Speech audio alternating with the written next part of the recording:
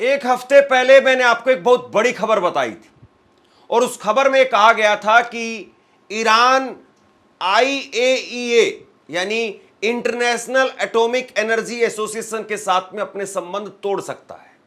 इसको लेकर के बाकायदा संसद के अंदर प्रस्ताव रखा गया, फिर वो प्रस्ताव संसद से पारित हुआ और अब मैं बड़ी खबर आपको ये बताने जा रहा हूं कि ईरान के राष्ट्रपति ने उस प्रस्ताव पर हस्ताक्षर कर दिए।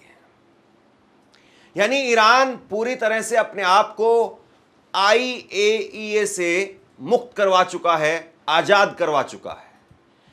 International atomic energy association IAEA के उसका ये काम है कि वो दुनिया भर में देखता है कि कहां कहां पर किस किस देश में परमाणु हथियार बनाए जा रहे हैं। निगरानी करने की एक संस्था है और इस संस्था से अपने आप को मुक्त करवा लेना, इसका मतलब यह है कि पड़ोसी को या अगल बगल के लोगों को ये कह देना कि हमारे घर में क्या हो रहा है तुम देखने के लिए नहीं आओगे और अपने घर में आप अब फ्री हो करके जो मर्जी करना चाहते हो करिए।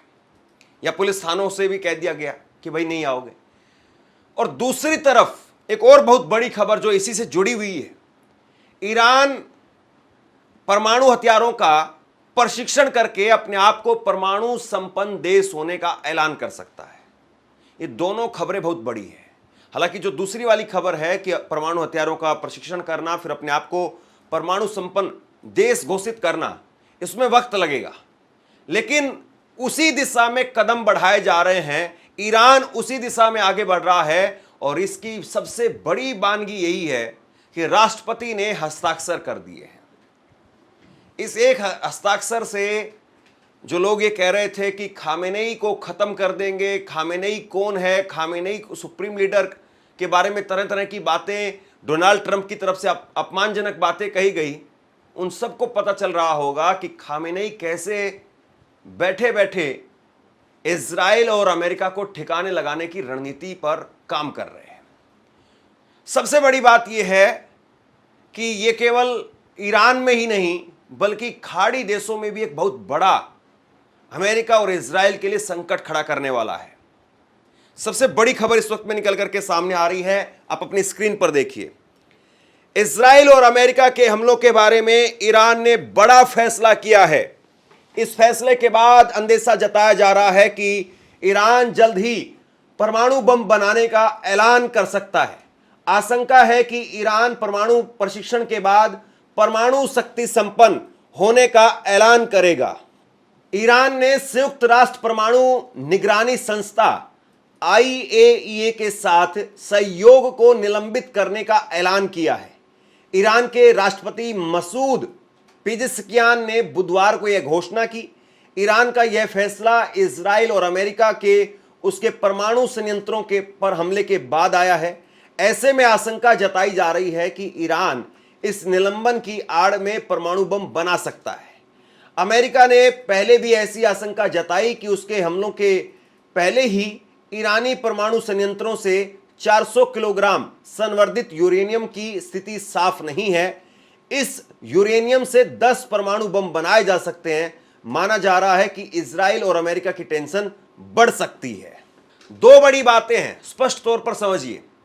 एक तरफ तो जो संस्था है निगरानी करती है परमाणु हथियारों को लेकर के, उस संस्था से अपने आप को ईरान ने अलग कर लिया है, पहली बात। दूसरी बात यह है कि जो 400 किलोग्राम परमाणु बम बनाने के लिए संवर्धित यूरेनियम रखा हुआ था, उसको लेकर के अमेरिका स्थिति साफ नहीं कर पा रहा है। अमेरिका ये दावा नहीं कर पा रहा है कि वो परमाणु संवर्धित यूरेनियम जो 10 परमाणु बम बना सकता है वो नष्ट हो गया या नहीं हुआ है। और ईरान भला क्यों कहेगा कि हमारा वो नष्ट हो गया है। हालांकि ईरान की तरफ से ये जरूर कहा गया कि हमारे ज़्यादा नुकसान नहीं हुआ है, लेकिन उसने भी ये स्वीकार नहीं किया है और ईरान इस बात को स्वीकार करेगा भी नहीं कि हमारे पास में 400 किलोग्राम संवर्धित यूरेनियम है।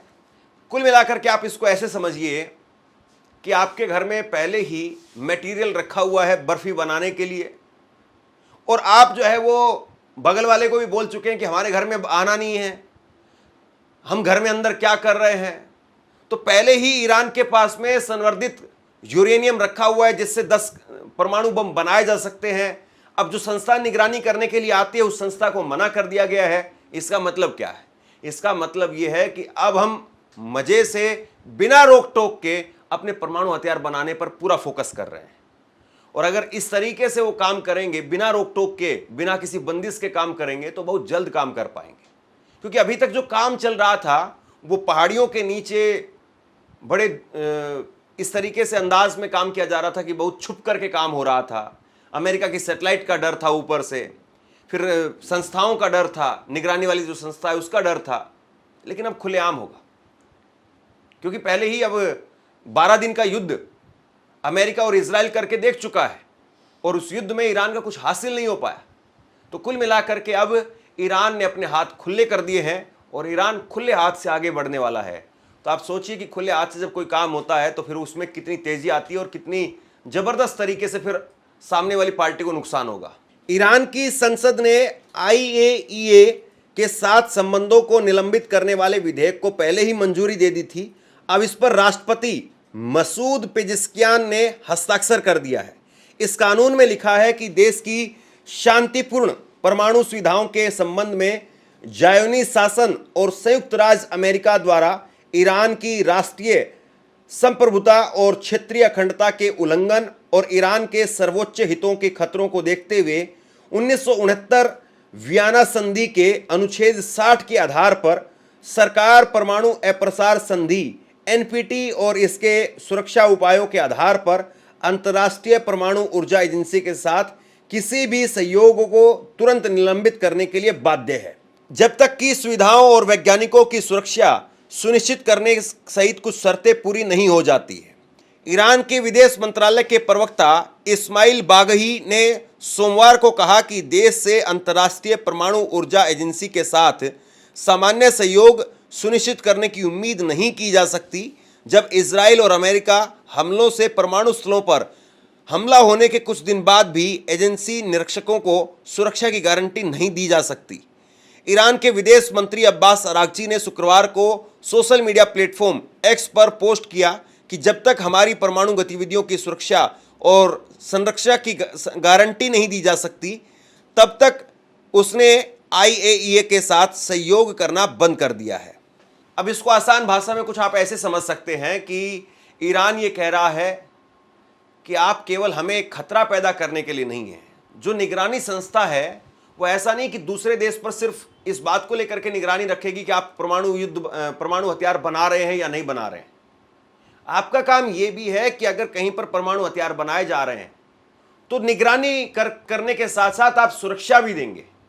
केवल ऐसा नहीं है कि कोई परमाणु बम बनाता है या परमाणु एनर्जी का विस्तार करता है तो वो दूसरे देश पर अटैक करने के लिए ही करता है, वो अपनी रक्षा के लिए भी करता है, सेल्फ डिफेंस के लिए भी करता है, ऊर्जा के लिए भी करता है कि अपने देश में कैसे बिजली और बाकी चीज़ें या कारखाने चलाए जाए, इसके लिए भी की जाता है। तो एजेंसी ने जिस तरीके से उनके साथ में व्यवहार किया है, एजेंसी ने इजराइल और अमेरिका के हमले के बाद में उनको सुरक्षा नहीं दी है, इसीलिए उस निगरानी करने वाली संस्था के साथ में अपने संबंध तोड़ दिए गए हैं। ये बात वहां के विदेश मंत्री और बाकी मंत्रियों के हवाले से कही गई है। उन्होंने यह भी संकेत दिया कि तेहरान संयुक्त राष्ट्र परमाणु निगरानी संस्था IAEA के प्रमुख द्वारा ईरानी परमाणु स्थलों का दौरा करने के किसी भी अनुरोध को अस्वीकार कर सकता है। अरागची ने दावा किया है कि यह निर्णय इसलिए लिया गया है क्योंकि एजेंसी के महानिदेशक राफेल ग्रोसी ने IAEA के बोर्ड ऑफ गवर्नेंस द्वारा इस्लामिक गणराज्य के खिलाफ एक प्रस्ताव पारित करने में मदद की थी जो राजनीति से प्रेरित था। ईरानी विदेश मंत्री ने यह भी कहा कि अमेरिका और इजराइल सेना द्वारा उनके देश की परमाणु सुविधाओं पर किए गए हमलों को भी इस निर्णय में शामिल किया गया। अरागची ने दावा किया है कि IAEA सुरक्षा उपायों का घोर उल्लंघन थे, लेकिन ग्रोसी ने उनकी निंदा नहीं की। अरागची ने यह भी दावा किया कि ग्रोसी की उन परमाणु हमलों का दौरा करने की इच्छा अर्थहीन और संभवतः दुर्भावनापूर्ण इरादे वाली है। इस हमले के बाद में एजेंसी के प्रमुख ग्रोसी ने IAEA निरीक्षकों द्वारा ईरान में अपनी सत्यापन गतिविधियों को भी जारी रखने की आवश्यकता पर जोर दिया है। अब कुल मिलाकर के बात यही है कि ईरान आगे बढ़ता हुआ दिखाई दे रहा है। ईरान के पास में तर्क हैं, ईरान के पास में जवाब है। ऐसा नहीं है कि ईरान दुनिया से डर करके, छुप करके चोरी छिपे अब काम करेगा, बल्कि ईरान को एक तरीके से सर्टिफिकेट मिल गया।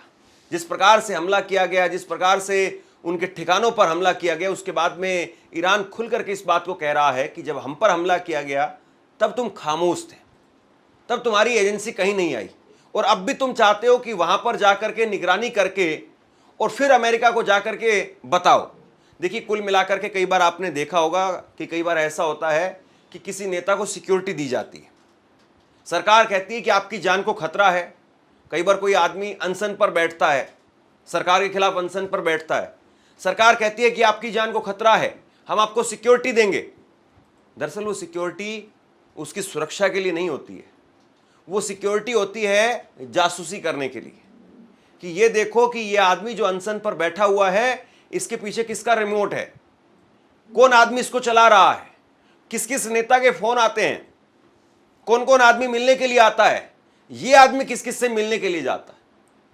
कई बार सिक्योरिटी इस काम के लिए दी जाती है, तोड़ने के लिए दी जाती है, कि अंदर रह करके उसके राज पता करो, अंदर रह करके ये पता करो कि वो आदमी, उसकी कमजोरी क्या है। और कई बार सिक्योरिटी में बेहद चालाक आदमियों को इसीलिए लगाया जाता है ताकि वो सरकार का काम आसान कर दे। इसीलिए कई बार हमने देखा कि बड़े बड़े नेता वो सिक्योरिटी लेने से मना कर देते हैं, या पर्टिकुलर कई बार वो कहते हैं कि हमारी सिक्योरिटी में कुछ ऐसे जवान हैं जो हमारी जासूसी करने का काम कर रहे हैं। रक्षक का काम भक्षक नहीं होता है, मतलब रक्षा करने वाला जो आदमी होता है वो भक्षक का काम नहीं कर सकता है, लेकिन कई बार रक्षक को भक्षक बना करके भेजा जाता है।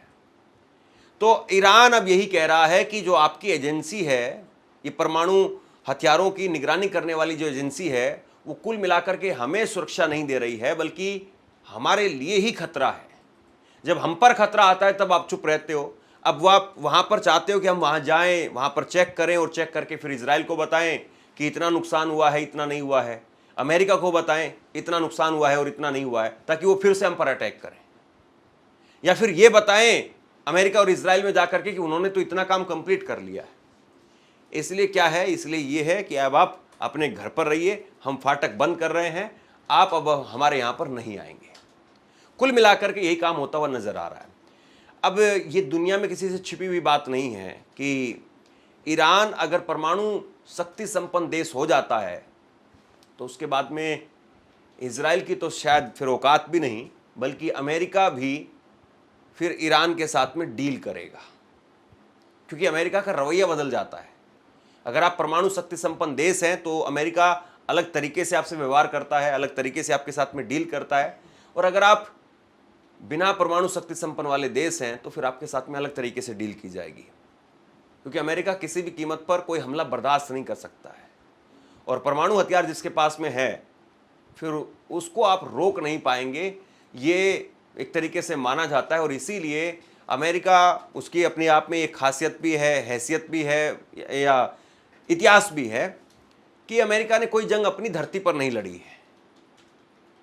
अपनी धरती पर अमेरिका किसी प्रकार का नुकसान नहीं चाहता है। और कल को ऐसा हो कि आप ईरान जो है वो परमाणु शक्ति संपन्न देश बन जाए, उसके बाद में सीधा अमेरिका पर ही हमला कर दे, और अमेरिका पर हमला कर दे, इसका मतलब फिर आप समझिए। तो अमेरिका हर हाल में रोकना चाहता है ईरान को, और डेथ टू अमेरिका, ये सारे जो ईरान के लोगों की तरफ से जो बातें कही जाती है वो ऐसे ही नहीं है। वो डर, वो दहशत, वो खौफ अमेरिका में इसी बात के लिए नहीं है, वो इसीलिए है। तो बहरहाल बहुत बड़ी खबर है, इस खबर को शेयर कीजिए, और आप क्या सोचते हैं नीचे कमेंट बॉक्स में लिख करके जरूर बताइए। धन्यवाद।